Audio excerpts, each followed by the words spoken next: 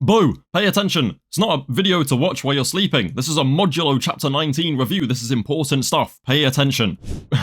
We have the most impressive feat of Jujutsu skill that we have ever seen in Jujutsu Kaisen before, performed by Dabra, which I'm gonna get into in a moment. And we have the return of Yuji Itadori with a blood manipulation move that we have never seen before and beyond what anyone thought blood manipulation was capable of doing, which is really interesting. So yeah, without further ado, let's just get into the chapter because, oh my days, I don't understand how this story is nearly over because I feel like we have so much left to do, and we have the whole Mahito thing in the beginning that I don't know, but whatever, let's get into it. In terms of the first part of this chapter, it's just about Dabra pushing the limits, like he said last time. He basically just does what he says he's going to do. However, it doesn't play out as simple as, you know, he unleashes his ultimate move and destroys Mahoraga. That was never going to be the case, regardless of how strong he is, because how this works is if either Mahoraga or Dabra win this duel, Yuka will die off screen, and I am very certain that's not going to happen. A lot of people like to respond to that with, oh, but it's Gege, of course it can happen. Tell me a time in JJK where something like that actually happened. What do you mean it's Gege? Like, when did something like that happen? One of the most important characters in the series dies off screen. Okay, besides the obvious, which was whatever. But the point is, I don't think we're killing Yuka off screen, so I think it's pretty clear that no matter what happens, neither Dabra nor Mahoraga are going to win this fight. It's gonna be nullified in some way, most likely by a third party intervening. Basically, Dabra does exactly what he says he's going to do, and the way the chapter and the writer portrays it makes it seem like this is something never seen before in JJK, which pretty much shuts down any lightspeed JJK arguments anyone has ever had. Dabra is now the only character, I'm pretty certain, to ever reach that kind of level, because Mahoraga has reacted to him 0 times. There is even just his light attacks, Mahoraga has been able to not even like dodge, just react. He hasn't reacted to anything, he hasn't reacted to Dabra doing this, he's just standing still. And Mahoraga is obviously somewhat on the level of Sukuna and Gojo when it comes to actual speed and perception ability, because he's keeping up with them. So yeah, that pretty much rules out any Gojo like Dabra is now just blatantly faster than both Gojo and Sukuna. He has this, oh my god, it's drawn so well, it's like incredibly well done, where it's just him kind of running through these after images of Mahoraga, and he seems to be running past him, and when he runs past him, it looks like he hits him, and then I don't know whether he's just like done that once, or whether he's like running back and forth, hitting him multiple times as he builds up speed, but he does definitely hit him when running past him the first time, and then the wheel turns on his head. So what I'm taking from this is that basically he hit him on the way through, and then Mahoraga adapted to the physical attack. And as Dabra will explain later on in the chapter, Mahoraga adapts much quicker to basic physical attacks than complicated techniques, which is why when he does his big ultimate move, finally builds up to like relativistic borderline light speed and blows up the entire city in a big unlimited hollow fuga type explosion that's definitely going to create a third crater in the ground next to the other 2 big monsters, you know, that created craters there years ago. It does just turn Mahoraga to dust completely. It annihilates him. He's gone. He doesn't exist. There's pretty much nothing left. There's like literally nothing other than the wheel, but he still regenerates from nothing because he had adapted to the first hit that Dabra landed on him, which is, again, a pretty clever way of doing it so that we don't actually end up having a winner of this fight. It allows Dabra to display these insanely impressive feats at the same time as, you know, not having him outright win the fight. Obviously, power scalers are going to be in here going, oh my god, what the hell? Mahoraga regenerated from nothing. He didn't get one-shot by the big, you know, city-destroying move from Dabra. That means Mahoraga is like, I've even seen some people say this Mahoraga stronger than Gojo or Sukuna, which is like, let's be real. Let's be real for a second, guys. Author intention trumps all. I think it's very clear Dabra is meant to be presented as the fastest character in the series by a long shot, and that nothing else comes close to this level of speed. And he uses his speed to basically just reach very close to the speed of light, which we then get this amazing panel, so cool, explaining that air becomes more like a solid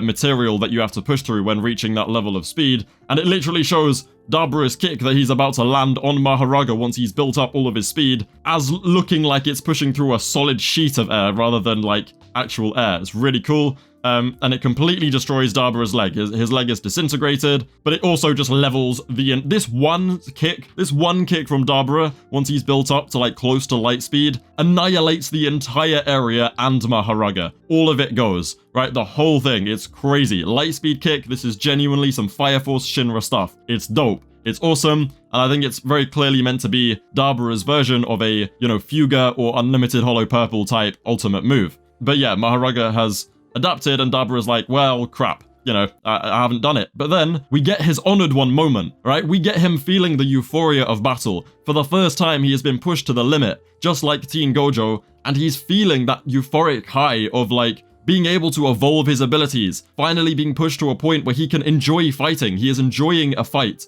right? He wants to become better at fighting, and he wants to learn more, and he wants to be pushed further. So even though he hasn't destroyed Mahoraga, he's kind of glad. He's like, I'm glad you're still here. And we get this portrayed in an amazingly artistic page of Dabra and Mahoraga literally dancing. They are literally dancing together. Now, obviously, this is just a visual representation, and obviously is prime slander material. However, when you ignore the agenda and look at what it actually represents, it's awesome, and it's a very unique way of doing the Honored One moment for Dabra. I really like that Mahoraga is kind of this character in the series where he is just a test for the strongest, right? He is that pillar. You must surpass that checkpoint of Mahoraga and be able to, box on that Mahoraga level to be a top tier character. And I think that is really dope that Mahoraga is used that way. Anyway, this is where Dabra displays the most insane feat of jujutsu skill I think we've ever seen in the series. Beyond anything, Yuta, Gojo, Sukuna, Higuruma.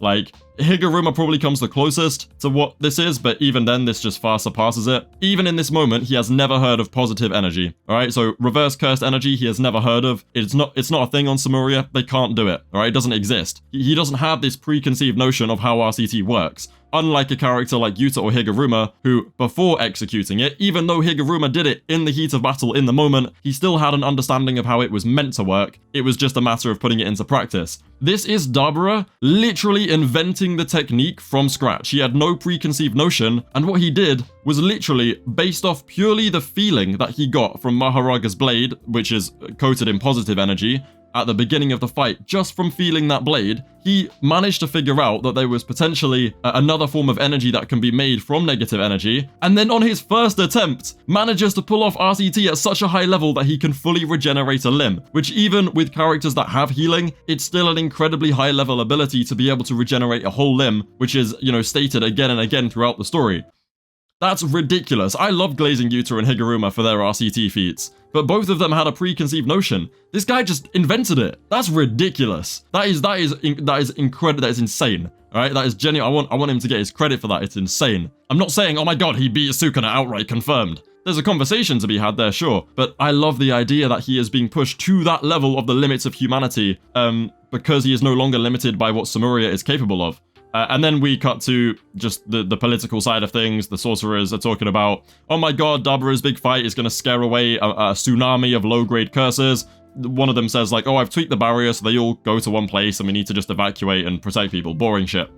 And then we cut to Oski, the guy who started this whole thing by making out with a cursed spirit. Yeah, weird guy. Him and a group of aliens are basically saying, oh, we don't know the humans are going to honor their agreement. If we win the duel, we need to make sure no one interferes. And his friends are like, bro, you're just crazy, Real. Like, this is too far. Like, what are you doing? And there's actually a group of humans there as well. So it seems like two groups had the same idea. And they come face to face with each other, looking like they're about to throw hands. I'm not going to lie. I don't know who these no-name sorcerers are. They kind of look like droids. I don't think they'd have a chance against Samurians. But then, oh my god, Yuji Itadori, finally, in real time, no flashback, pulls up outside the building that they're in, and says out loud, I knew it would end up like this. And then he goes, well, I guess I haven't actually talked to anyone, which is something I was going to point out, is like, Yuji, bruv, you didn't tell anyone this, because you've not been here, bro. And then Mino rocks up, and he's like, yo, you, over there, you can't... Wait a minute, you're Yuji Itadori. And we see Yuji put his hands together, holding this like convergent bit of blood, and he says piercing blood. Now, obviously it's no surprise he can do this, but what did absolutely nobody expect? He created like at least like 50 streams of piercing blood that are like targeting. He manipulates them as they're moving and sends all of them throughout the entire building. Like every corridor, every room, every floor of the building is being cleared out by Yuji's piercing blood. And it's insane. It just goes everywhere. And I don't think he's, I don't think it's at full speed necessarily, because it's not a straight line. And also because the sorcerers and the those green skins, and the sorcerers that get hit by them don't take any significant damage. So I don't think he's trying to kill anyone. It's not Yuji's thing, you know, obviously.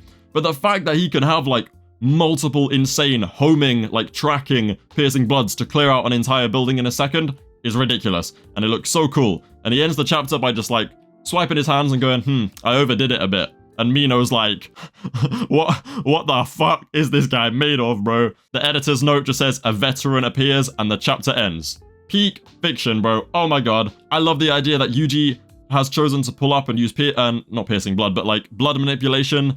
Everyone wants to see Shrine from Yuji. Bro, fuck Shrine. With the exception of Fuga, because we haven't seen Yuji use that. We know what the full potential of Shrine is, bro. He'll just be moving like Sukuna. We've seen it. We've been there, done that. I want to see full potential Yuji be a blood manipulation guy. That's the technique that I want him to have honed the most. That's what I want him to be a professional at. I want to see full potential blood manipulation. I want to see blood manipulation sure hit in his domain. Fuck Shrine, with the exception of Fuga. Obviously, I want to see his Fuga, but I want to see blood manipulation. I don't care about no Shrine, bro. We've seen Shrine. Anyway, amazing chapter. Yuji is probably going to pull up and nullify the ritual by taking out Mahoraga, but despite the fact that, you know, Dabra hasn't one-shot Mahoraga, well, he did, but like the fact that Mahoraga had already adapted by the time he'd figured it out is kind of unlucky, but it's necessary for, you know, Yuka's sake. And I do think in terms of Jujutsu, like actual raw skill and insane power and speed, Dabra is just like, right now he's easily top 3, but he's pushing for that top spot overall. I'm gonna be real. I'm not saying he beats Gojo or Sukuna yet. That's not what I'm saying. That's not what I'm saying. I'm just saying he has one of those big Fuga purple level moves now. He has the fastest speed, like, beyond anything, like, not even close. He's so far above in terms of speed. He has RCT that he learned from scratch. All he needs is domain, and then I'm putting him low-key. I'd put him above Sukuna, fuck it. That's gonna piss some people off, but it is what it is. There's a conversation to be had, is the point. Anyway, like, subscribe, all of that stuff. That's the chapter. Peak fiction, incredible.